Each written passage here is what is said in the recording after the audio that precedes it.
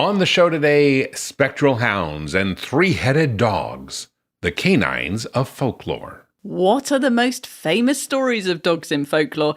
And what do they tell us about humans' relationships with man's best friend? Hello, I'm James Jacobson in Maui, Hawaii. And I'm Claire Mansell in London, England. Welcome to Dog Edition, where voices from around the world consider all things dog. Dog Edition is the first show designed for you to listen to while you walk your dogs. Today we learn how folklore isn't just about old stories. We're contributing to it right now, and you are probably doing the same. That and a lot more. So if you love dogs as much as we do, pause what you're doing, leash up your pup, and let's go for a walk, because we've got a lot to talk about on today's episode of Dog Edition. Hey Pepper, want to go for a walk?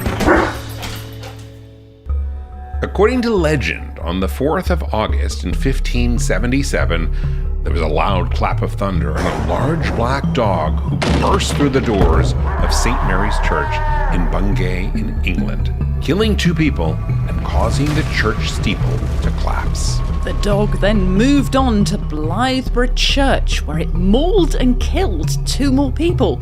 Locals attributed its appearance to the devil, and scorch marks are still visible on the door of the church to this day. Strange as it seems, this tale of a demonic black dog is not a one-off. There are hundreds of black dog stories dating back thousands of years. Mark Norman is an author and a black dog expert.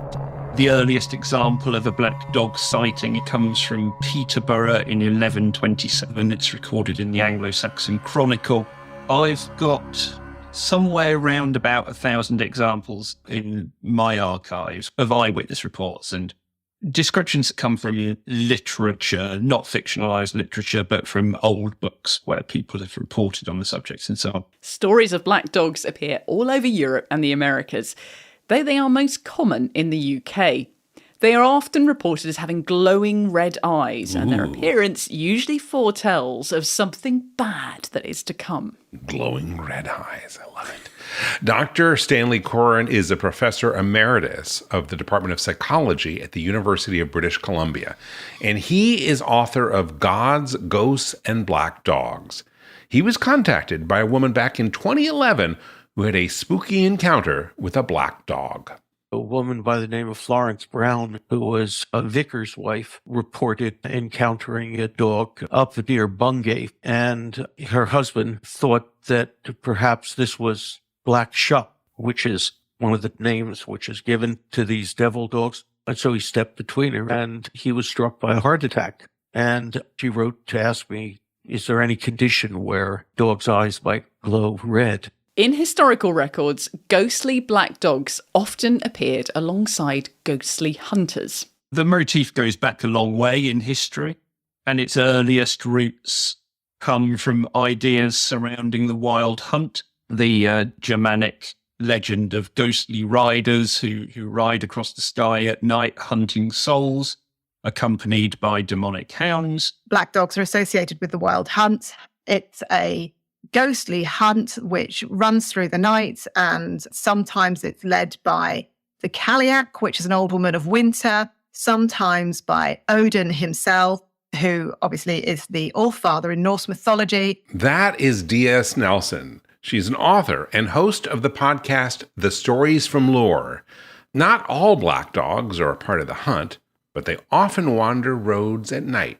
Here's Mark Norman again. There are lots of examples in the folklore record in the UK of dogs who accompanied people on a journey at night through woods or on lonely country roads where, danger would have been in the shrubbery or in the hedges from robbers who would have attacked a person were it not for this large black dog that was walking alongside them, but then curiously disappears just before they get to their house. Black dogs are supposedly ghostly figures who can move between our world and the spiritual world. Sometimes as a warning, sometimes as a communication between the two worlds. D.S. Nelson thinks that these black dog stories had a purpose. All these stories are ways of us passing down lessons through the generations. So these stories of black dogs are possibly another way of teaching us to pay attention. We know so much about dogs now that they can smell when somebody is having a diabetic episode and so much more as well. Perhaps this folklore was teaching us that these dogs do have a sixth sense, and so we should pay attention to that. In English folklore, the church grim was a dog who used to be found in churchyards. And some stories say that the grim would be spotted at funerals, keeping watch and deciding whether the deceased soul would go to heaven or to hell. Harry Potter himself even had a run-in with the Grim during a tea leaf reading session with Professor Trelawney in her divination class. Give me the cup. Oh, my dear boy. My dear. You have the Grim. And some of the more spooky black dog stories inspired an even more famous tale. Any guesses? Here's a clue. In tracing back his lineage, he discovered not only that he was the next of kin, but also learned of that old legend about the hound. So he brought the hound to life by the simple expedient of buying the most savage dog that he could find and hiding it here on the moor until he needed it. If he had succeeded tonight, the blame would have fallen on the legendary monster. That was, of course, Sherlock Holmes's Hounds of the Baskervilles. Now, folklore stories of dogs are so deeply embedded in myths and stories that they have given rise to some modern-day prejudices. Black dog syndrome is the phenomenon documented by shelters whereby darker-coloured dogs are more likely to be passed over for adoption than their lighter-coated companions. Dr. Stanley Coren agrees. They are associated with the devil, with death, and that sort of thing. That is just horrible, and it's amazing to think that that bias may be connected to these old folklore stories. Yeah. Dr. Coren also notes that some religions have negative associations with black dogs and believe that they can be the devil in disguise. In Islam, there is a whole thing about black dogs. There was actually an incident just a few years ago in which a blind person in Reading, in England, went to enter a bus with his guide dog, who was a black Labrador retriever. And there was an Islamic family sitting over there, and they went into such hysterics that the bus driver had to put the man off the bus to keep the peace. So those beliefs are really quite strong, and they're prevalent today. There was a study presented at the 2013 International Society for Anthrozoology conference. Wait, I'm not going to let you get by with that. Anthrozoology, Claire? What is anthrozoology? Oh, Jim, I'm so glad you asked. It's an interdisciplinary field that explores the spaces that animals occupy in human social and cultural worlds. That's pretty cool. Basically, animal folklore. Yeah, pretty much. In the study, they showed participants pictures of dogs of varying colours and found that darker pets were judged as less adoptable and black dogs were considered the most aggressive.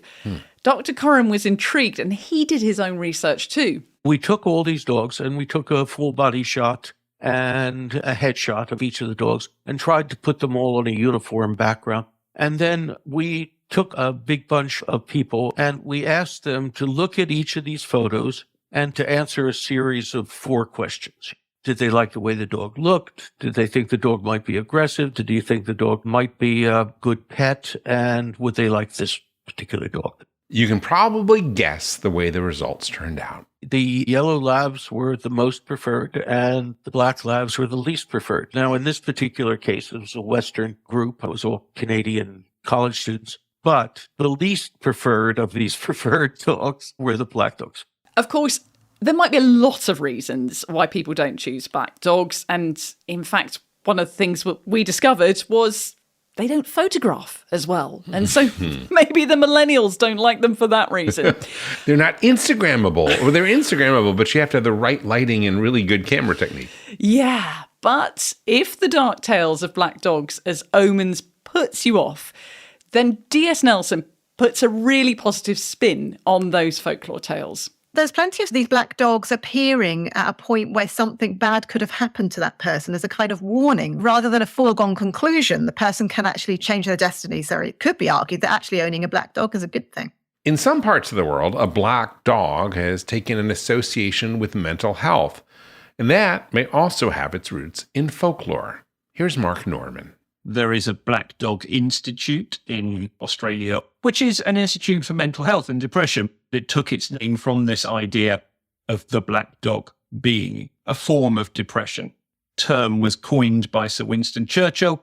It has since taken on that idea of a metaphor surrounding the dogs that are an omen of something bad that is to come. Mark is correct that most people think of Winston Churchill when they think of the black dog phrase, but the writer Samuel Johnson used it before him.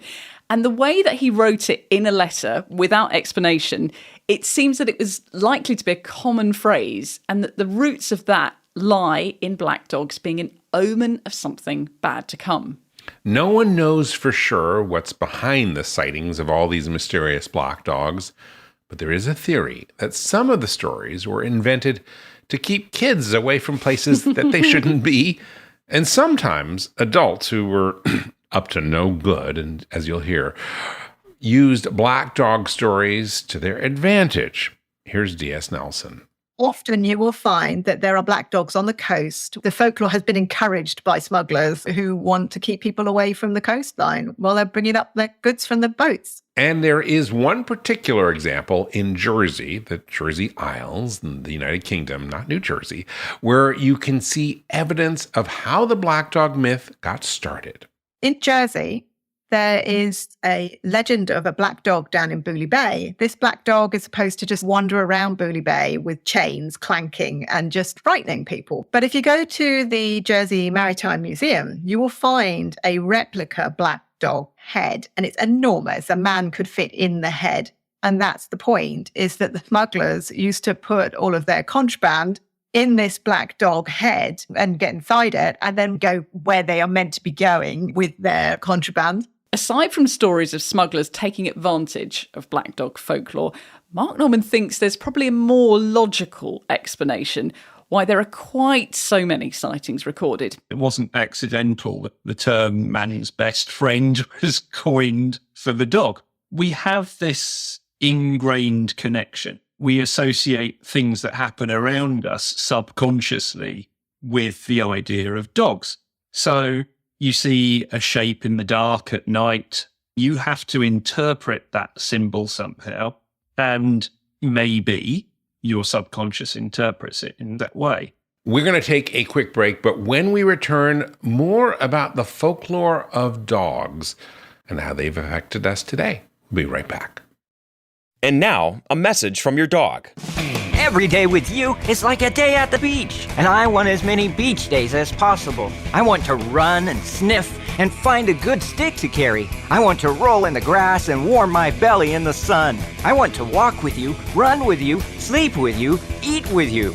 And when I eat with you, I want Everpup. The green, grassy, beef liver spike smell wakes my senses. You may not realize this, but it tastes like homemade gravy, especially when you wet it. It infuses any food you give me with health and life and vibrancy. I can feel it, Everpup, traveling to every cell in my body, nourishing each one. It helps me feel like I'm on top of the world. I'm so glad you're giving it to me every day, because every day I'm so glad to be with you. I wouldn't have it any other way. I want my Everpup. It just makes me feel good. I am so grateful to be your dog and for the Everpup you give me. So now that you know what your dog wants, get Everpup, the ultimate dog supplement.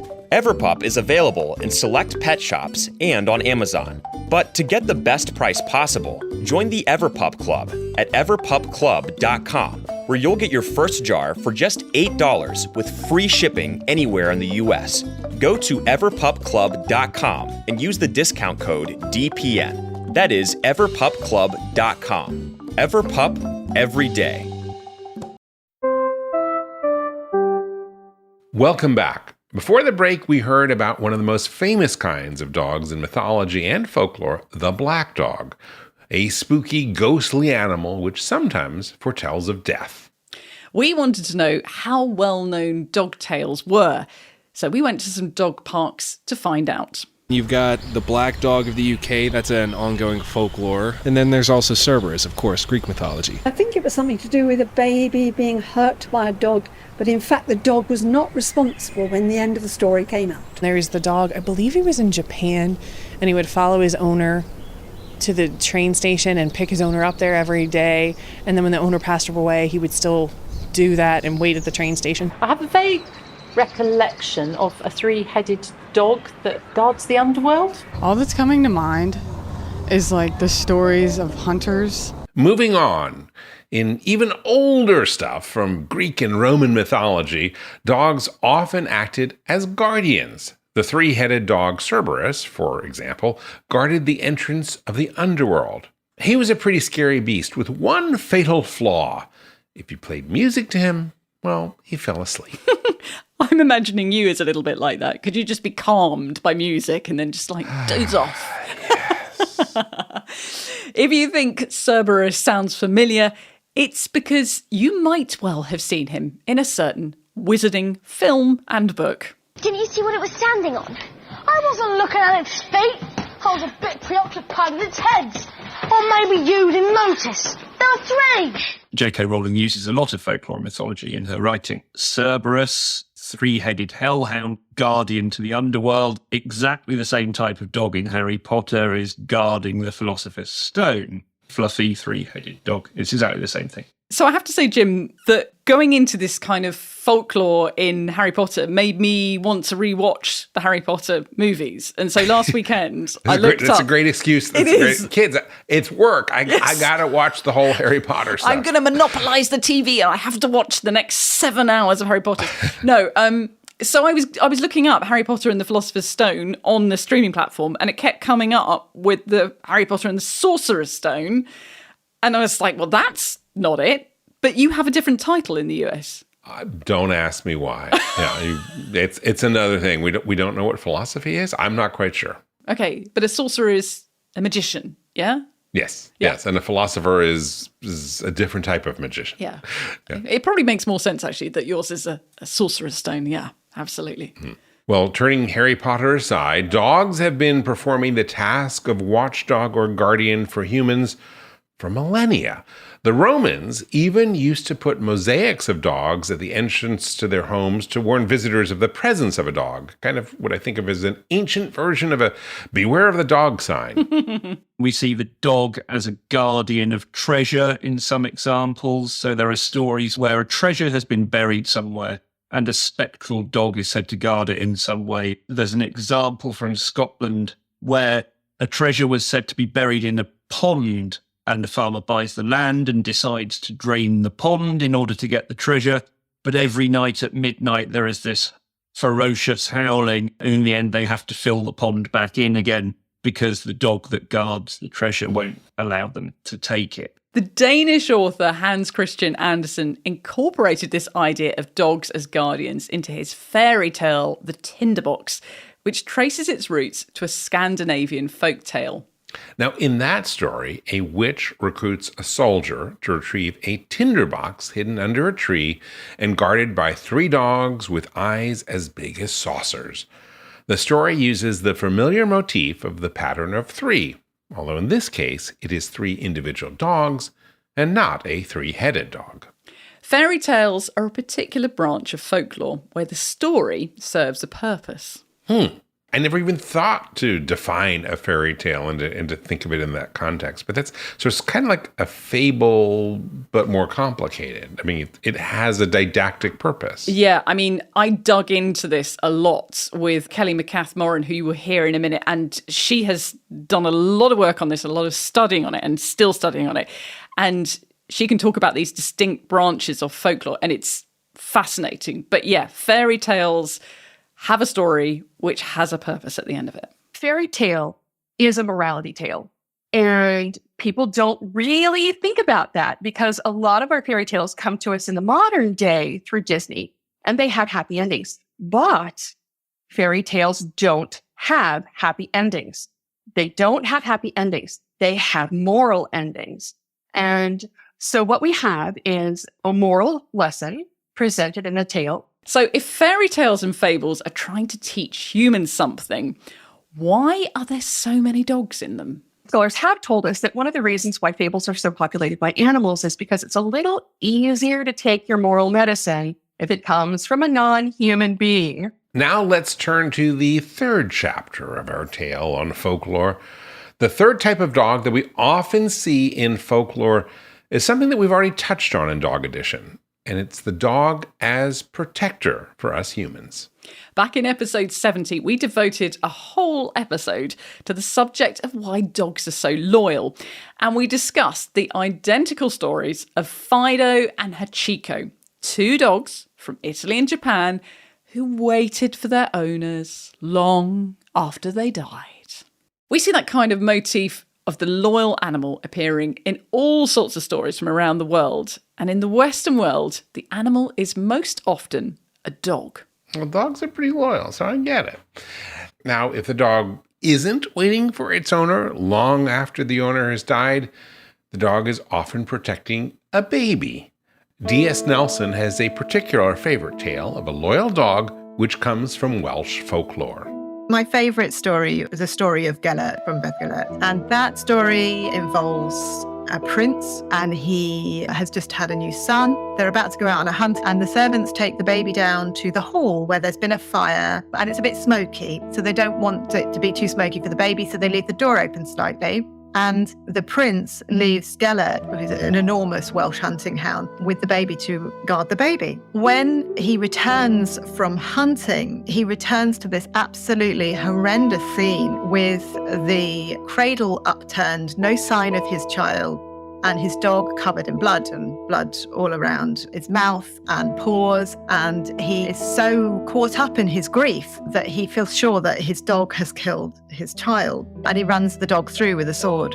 And he then realizes, when he stops and looks around, he sees that there is like something with a tail sticking out from behind a curtain. And he goes and has a look, and he discovers that it's a wolf, and that this wolf is obviously what the blood on Gelert was from, and that Gelert had protected the child. He then hears a crying, and he sees that underneath the basket there is his child, and his child's absolutely fine. If all of this is sounding a little familiar, despite the fact that you're pretty sure you've never heard a Welsh folklore tale, it may well be because this story was borrowed by Disney and worked into the script for Lady and the Tramp. Yes, I'm not very up on my Welsh folklore, I gotta admit, but I love Lady and the Tramp. I mean, I have very fond memories of Lady and the Tramp from when I was a kid, and I still watch it today. It's such a cool thing. Anyway, as you'll recall, hopefully from the movie, and if you haven't seen it, please check it out. When a rat gets into the baby's room, the tramp chases it out and saves the baby. But overturning the cradle in the process, well, when the mother is awoken to all the commotion that's going on, the dog gets the blame for all that mess and is sent to the pound. It's a sad story, but I promise you there's some redemption. Merciful heavens! Oh, you poor little darling. No. Thank goodness you're not hurt, you vicious brute! Get back! Go on! Get back! The pound, that's it. I'll call the pound. And now the modern day equivalent of the tale of Gelert is the choking Doberman urban myth. This story tells of an owner who comes home to find their dog choking. They rush it to the vet, and on the way home receive a panicked call telling them not to enter the house. The obstruction in the dog's throat was severed human fingers. And inside the house, the police find a fingerless thief hiding in the closet. Now, can I just give you an illustration of how these stories spread so quickly? Yes, please. I told this story to my children because they were saying, what's an urban myth? And I said, well, this is an example of an urban myth. It's not true. Right. The next day, one of my children came home and said, that story about the choking Doberman, I told everyone in the class. And I'm like, it's a made-up story. It's viral before there was viral. That's wonderful. And that is how these things spread. And I guess that is sort of the magic of folklore, right? These stories are so interesting, so intriguing, and so gross. I mean, I can see the kids going, oh, that's really cool, like fingers. So it's really, really cool. And yeah, that's how things are spread. In Texas, there is a tale of a loyal dog who is helping a child with something entirely different that gets stuck in its throat. I think my favorite is one which is related about a boy who was orphaned at age 5, went to stay with other members of the family and refused to eat because he was pining for his mother's cooking, essentially. And the family were beginning to get frantic. And then at night, this white smoke started to appear in the boy's room, took on the form of a dog, and the dog would then proceed to cough up tea cakes. And those he would eat because they were very similar to those he remembered his mother cooking. So we've heard about 3 different kinds of dogs, which are well documented in folklore and modern day stories, whether that is a fairy tale or mythology or even Harry Potter. But what exactly is folklore? And are we still making it today or just repeating these same old stories? Well, it turns out folklore is a whole lot more than just old stories. We asked folklorist Kelly McCath-Bourne. One of the most famous scholarly definitions of folklore is artistic communication in small groups. So if you're getting together with the ladies in the quilt club, you are making folklore. If you are marching down the street chanting, for a cause, you are making folklore. So based on this definition, all those dog videos we share with our friends are folklore. A different type, a modern day version. Yeah. Memes are folklore. And, Jim, the stories that we tell on Dog Edition are folklore. Welcome to Dog Edition, the Folklore Edition, which is every episode. Wow, that's pretty cool. Folklore is massive. Anytime we create culture together, anytime we get together in a group and we tell a story or we pass a meme, that's folklore. Folklore is a big umbrella. Folklore shows us that dogs have been an important part of humans' lives for much of history. And whether we realize it or not, our thoughts about dogs nowadays are informed by the stories that are ingrained in our culture. Every time a black dog is overlooked for adoption at a shelter, or we make reference to a dog looking after a baby, those ideas are at least partly down to folklore. Here is Dr. Stanley Coren again. The cultural influences, they're very subtle, but they filter down and they become part of our judgment. A few hundred years ago, the only way to tell a story was by spoken word. Now we can spread stories quicker than ever on the internet. Who knows whether the next generation will hold on to the old myths about dogs or create their own new ones using memes and viral videos and TikTok. Well, that is the end of our story, our folklore today. I want to thank you for listening to this episode. I hope you enjoyed the show, and our tales of ghostly black dogs won't keep you awake tonight. We mentioned episode 70, where we talk about the loyalty of dogs. If you haven't checked it out, you can, and you can find all of our back episodes at dogedition.com. Don't forget to follow Dog Edition in your favourite podcast app. And check out our sister shows, including The Long Leash with James Jacobson on dogpodcastnetwork.com. And if you want to help us continue to bring dog-related stories to you every week, then please tell a friend about this podcast as well. I'm Claire Mansell. And I'm James Jacobson. Thank you for listening today. On behalf of all of us here at Dog Podcast Network, I'd like to wish you and your dog a very warm aloha.